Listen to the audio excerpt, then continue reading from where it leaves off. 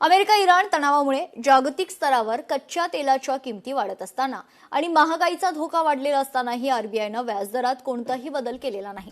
Reserve बँकेच्या पतधोरण समितीची द्वैमासिक बैठक सोमवारपासून सुरू होती आणि या बैठकीनंतर आरबीआयचे गव्हर्नर संजय मल्होत्रा यांनी पतधोरण निवेदन जाहीर केले। भारतीय अर्थव्यवस्थेत अन्न आणि इंधनाच्या किमतींमुळे महागाईवर दबाव कायम असला तरी आर्थिक वर्षाच्या अखेरीस परिस्थिती सुधारण्याची अपेक्षा व्यक्त करण्यात आली। पाहूयात।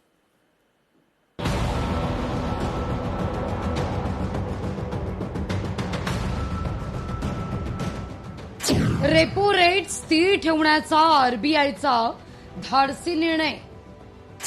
जागतिक आर्थिक संकट सावटातही स्थिरता। गृह कर्जदारांना दिला मोठा दिलासा। भारतीय रिझर्व्ह बँकेची 3 दिवसीय बैठक संपल्यानंतर गव्हर्नर संजय मल्होत्रा यांच्याकडून महत्त्वाचं पतधोरण हे जाहीर करण्यात आलं। आरबीआयच्या 6 सदस्यांच्या पतधोरण समितीनं रेपो दर 5.25% कायम ठेवत धोरणात्मक भूमिका घेतली आहे। आरबीआयच्या पतधोरण समितीची बैठकीत देशांतर्गत विकास दर आणि महागाईवर पश्चिम आशियातील अमेरिका इराण संघर्षाचा प्रतिकूल परिणाम होत असल्याच्या मुद्द्यावर चर्चा करण्यात आली। अलीकडे मायक्रो इकॉनॉमिक परिस्थिती अधिकाधिक आव्हानात्मक बनत असून सध्या सुरू असलेल्या भूराजकीय तणावामुळे कच्च्या तेलाच्या किमतीत मोठी वाढ झाली आहे। याचा भारताच्या महागाई विषयक अंदाजावर ताण पडतोय। रुपयाचं मूल्य घसरत असल्याची चिंता व्यक्त आहे। महागाईच्या भीतीमुळे याचा विविध देशांच्या अर्थव्यवस्थांवर दबाव आलेला आहे। या परिस्थितीतही आरबीआयनं रेपो दर स्थिर ठेवण्याचा धाडसी निर्णय घेतलाय। त्यामुळे गृह कर्जासह विविध कर्जांच्या हप्त्यांचा बोजा वाढणार नसल्यानं कर्जदारांना मोठा दिलासा आहे। The Monetary Policy Committee met for its third bi-monthly meeting of this financial year on 3rd, 4th and 5th, that is today, to deliberate and decide on the policy repo rate.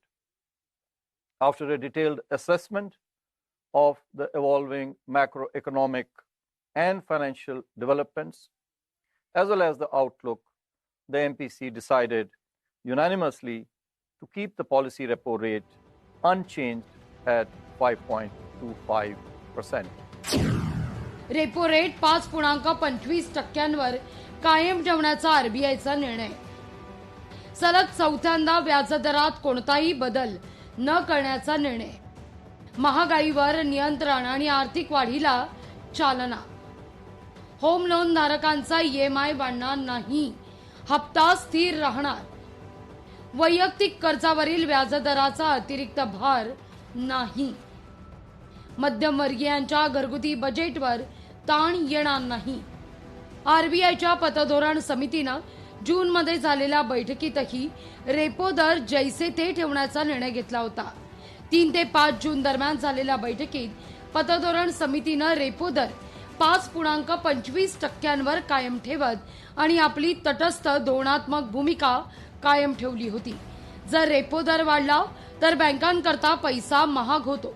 त्यामुळे गृह कर्ज, वाहन कर्ज आणि इतर प्रकारच्या कर्जांचा खर्च वाढू शकतो। या उलट जर रेपो दर कमी झाला तर बँकांकरता पैसा स्वस्त होतो, ज्यामुळे कर्ज अधिक परवडणारी होतात।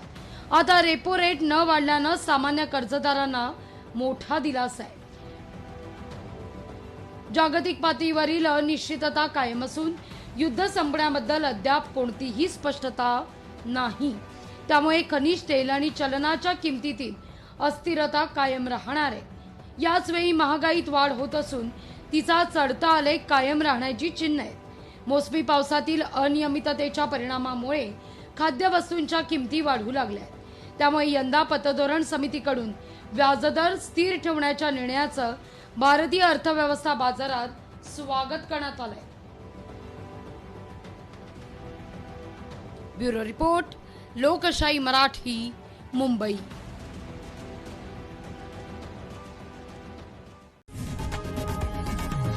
लोकशाही मराठी, ऐका, पहा, जागरूक रहा.